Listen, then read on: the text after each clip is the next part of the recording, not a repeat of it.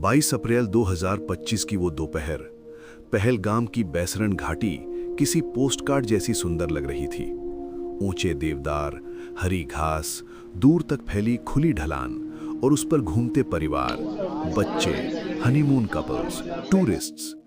कुछ लोग घुड़सवारी कर रहे थे, कुछ जिप लाइन के लिए लाइन में खड़े थे, कुछ लोग अपने फोन से रील्स बना रहे थे। किसी की हंसी पहाड़ों से टकरा कर लौट रही थी, किसी की नई शादी की तस्वीरें खिंच रही थीं, किसी बच्चे की जिद थी कि उसे पोनी राइड चाहिए।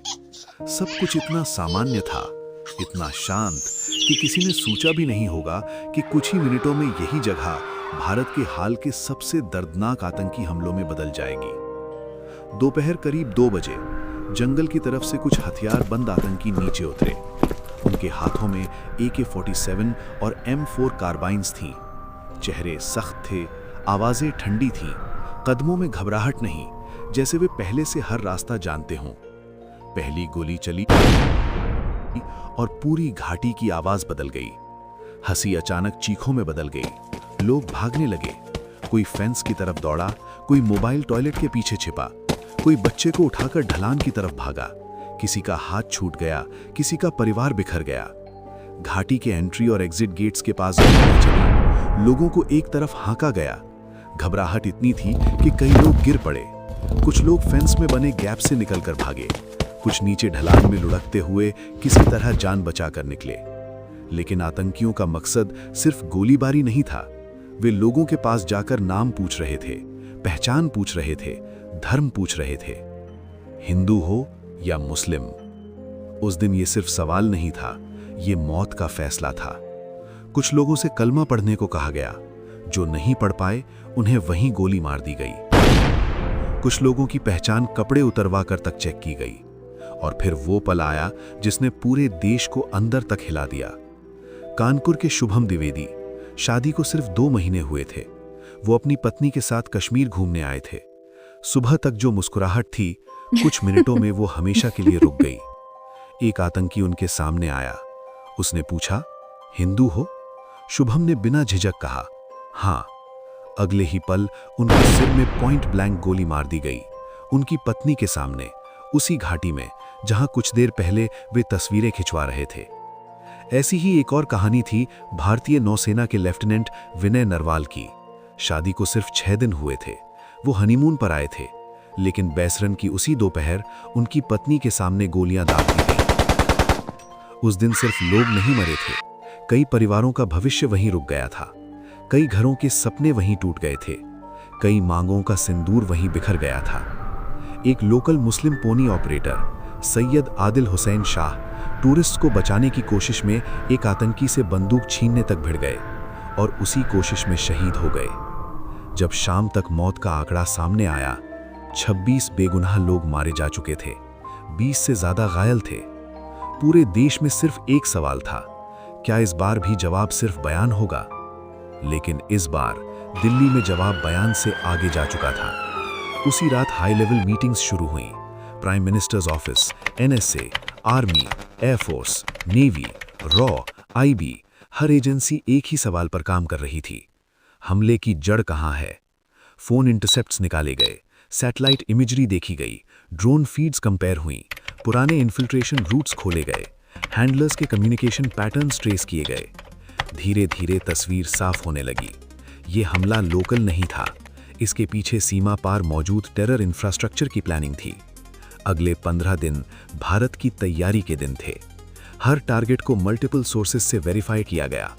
कहां लॉन्च पैड है, कहां ट्रेनिंग कैंप है, कहां वेपन्स डंप है, कहां कमांड नोड है, कहां से इन्फिल्ट्रेशन रूट्स गाइड होते हैं। मल्टी एजेंसी इंटेलिजेंस ने आखिरकार 9 बड़े कैंप्स कंफर्म किए। इनमें पाकिस्तान ऑक्यूपाइड कश्मीर के लॉन्च पैड्स भी थे और पाकिस्तान के अंदर डीपर सपोर्ट बेसिस भी। बहावलपुर, मुरीद के और कई अन्य नोड्स शॉर्टलिस्ट हुए। फिर आई 6 और 7 मई की दरमियानी रात 1:05। भारतीय फोर्सेस पूरी तरह रेडी थी। एयर सर्विलेंस एक्टिव था, इलेक्ट्रॉनिक वॉरफेयर सिस्टम्स लाइव थे, इंटीग्रेटेड कमांड नेटवर्क सिंक्रोनाइज थे। और फिर शुरू हुआ ऑपरेशन सिंदूर। ये सिर्फ कोड नेम नहीं था, ये एक भावना थी। उन महिलाओं के लिए जिनकी आंखों के सामने उनके पति मारे गए, उन फैमिलीज के लिए जिनका सिंदूर बैसरन की घास पर बिखर गया था। इसीलिए ये नाम पूरे देश के दिल में उतर गया। पहला फेज था प्रिसीजन स्ट्राइक। भारतीय प्लेटफॉर्म्स ने एक साथ 9 कंफर्म्ड टेरर टारगेट्स पर हमला किया। स्ट्राइक्स ऐसी थीं कि सीमा क्रॉस किए बिना स्टैंड ऑफ वेपन्स और प्रिसीजन सिस्टम से टारगेट्स हिट किए गए। सिर्फ 25 मिनट, बस 25 मिनट, और इतने कम समय में 9 टारगेट्स पर डायरेक्ट हिट्स दर्ज हो चुके थे। रात के अंधेरे में एक लॉन्च पैड आग में घिर गया, दूसरे कैंप में सेकेंडरी ब्लास्ट हुआ, तीसरे कंट्रोल बंकर की छत ध्वस्त हो गई, चौथे वेपन्स डंप से लगातार एक्सप्लोजन्स आते रहे। Satellite battle damage assessment feeds में कई स्ट्रक्चर्स पूरी तरह कोलैप्स दिखे, कई प्लेसेस पर थर्मल सिग्नेचर्स देर तक जलती रहीं। भारत की तरफ से साफ कहा गया, निशाना सिर्फ टेरर इंफ्रास्ट्रक्चर था, कोई सिविलियन या पाकिस्तानी मिलिट्री फैसिलिटी टारगेट नहीं की गई। सुबह होते होते दुनिया भर के मीडिया में सिर्फ एक नाम था, ऑपरेशन सिंदूर। लेकिन कहानी यहीं खत्म नहीं हुई। इसके बाद शुरू हुए अगले 100 घंटे। पाकिस्तान की तरफ से रिटेलिएशन की कोशिशें शुरू हुई। Drones, UCAVs, artillery shelling, missile attempts, कई फ्रंट्स पर प्रेशर क्रिएट करने की कोशिश हुई। भारत का लेयर्ड एयर डिफेंस ग्रिड पहले से एक्टिव था। आकाश मिसाइल सिस्टम्स, पेचोरा, ओसा, एके लैड गन्स, मैन पैड्स सब लेयर्स में डिप्लॉयड थे। रात के अंधेरे में जम्मू, पंजाब और वेस्टर्न सेक्टर्स की तरफ कई हॉस्टाइल ड्रोन्स बढ़े, लेकिन उनमें से कई काइनेटिक और नॉन काइनेटिक मीन्स से हवा में ही न्यूट्रलाइज कर दिए गए। कुछ ड्रोन्स शूट डाउन हुए, कुछ इलेक्ट्रॉनिक स्पूफिंग से भटक गए, कुछ वापस मुड़ गए। आसमान में चमकती इंटरसेप्शन ट्रेल्स सीमा के पास रहने वाले लोगों के लिए डर थी, लेकिन डिफेंस ऑपरेटर्स के लिए हर चमकती लकीर एक सफलता थी। आर्मी साइड पर एलओसी सेक्टर्स में हाई अलर्ट जारी रहा। सांबा सेक्टर में बीएसएफ ने इन्फिल्ट्रेशन अटेम्प्ट रोका, कम से कम 2 इन्फिल्ट्रेटर्स न्यूट्रलाइज किए गए। इंडियन नेवी भी पीछे नहीं थी। अरेबियन सी में carrier battle group posture maintain किया गया। MiG-29K sorties, airborne early warning helicopters, maritime surveillance assets सब राउंड द क्लॉक काम कर रहे थे। मकरान कोस्ट की तरफ हॉस्टाइल मूवमेंट को डिटेरेंस पोस्चर से रोका गया। यानी ये सिर्फ बॉर्डर स्ट्राइक नहीं रही, ये लैंड, एयर, सी, साइबर और स्पेस डोमेन्स का कोऑर्डिनेटेड रिस्पांस बन चुकी थी। यही ऑपरेशन सिंदूर की सबसे बड़ी खासियत थी, ट्राई सर्विस सिनर्जी। एयरफोर्स ने प्रिसीजन स्ट्राइक दी, आर्मी ने एलओसी डोमिनेंस मेंटेन किया, नेवी ने मरीटाइम डिटेरेंस बनाया, बीएसएफ ने इन्फिल्ट्रेशन रोकी, इंटेलिजेंस एजेंसीज ने रियल टाइम फीड्स दी, सैटेलाइट्स ने बैटल डैमेज असेसमेंट दिया। ये सिर्फ बदले की कहानी नहीं थी, ये मॉडर्न वॉरफेयर का लाइव एग्जाम्पल था। पहला लेसन, पेशेंस, 15 दिन तक इंटेलिजेंस बिल्डअप। दूसरा, प्रिसीजन, सिर्फ वेरीफाइड टेरर टारगेट्स। तीसरा, restraint, no broad civilian targeting. चौथा, रेडीनेस, रिटेलिएशन के लिए लेयर डिफेंस पहले से तैयार। यही वजह है कि ऑपरेशन सिंदूर सिर्फ एक मिलिट्री स्ट्राइक नहीं, बल्कि स्ट्रेटेजिक डॉक्ट्रिन का संकेत बन गया। कुछ ऑफिशियल क्लेम्स के अनुसार 100 से ज्यादा मिलिटेंट्स, ट्रेनर्स और हैंडलर्स एलिमिनेट हुए। लेकिन इस पूरी कहानी का सबसे गहरा हिस्सा अब भी वही बैसरन की दोपहर है। वो सवाल, हिंदू हो या मुस्लिम, वो न्यूली मैरिड हस्बैंड जो हनीमून पर गया था और तिरंगे में लौट कर आया, वो वाइफ जिसकी आंखों के सामने उसका पूरा भविष्य टूट गया, वो पोनी ऑपरेटर जो दूसरों को बचाते हुए खुद चला गया, वो आर्मी ऑफिसर ऑन लीव जिसने पैनिक के बीच 35-40 लोगों को सेफ्टी तक पहुंचाया। और फिर ठीक 15 दिन बाद सीमा के उस पार गूंजती जवाबी आग। यही है ऑपरेशन सिंदूर की पूरी कहानी।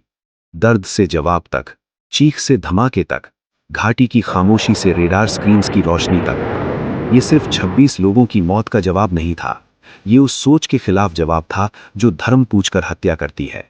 ये उन फैमिलीज के लिए मैसेज था कि देश सिर्फ शोक नहीं मनाएगा, योजना भी बनाएगा, सही समय चुनेगा और जवाब भी देगा।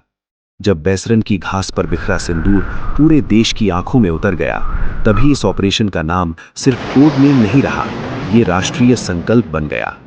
आज जब 2025 के भारत पाक तनाव की बात होगी, ऑपरेशन सिंदूर को सिर्फ एक स्ट्राइक की तरह नहीं, बल्कि एक डिफाइनिंग मोमेंट की तरह याद किया जाएगा। क्योंकि कुछ ऑपरेशंस सिर्फ टारगेट्स नहीं गिराते, वे डॉक्ट्रिन्स बदल देते हैं, और ऑपरेशन सिंदूर उन्हीं में से एक था। रात 1:05 से शुरू हुई वो कहानी सिर्फ 25 मिनट की स्ट्राइक नहीं थी, वो 15 दिनों के धैर्य, 26 लोगों के दर्द और एक देश के रिजॉल्व की कहानी थी। पहलगाम की घाटी में गूंजी वो चीख 7 मई की रात सीमा पार सुनाई दी। और जब धुआं छटा तो सिर्फ कैंप्स नहीं गिरे थे, एक साफ मैसेज भी लिखा जा चुका था। भारत याद रखता है, भारत इंतजार करता है, और सही समय पर सिर्फ जवाब नहीं देता, इतिहास लिख देता है। यही था ऑपरेशन सिंदूर।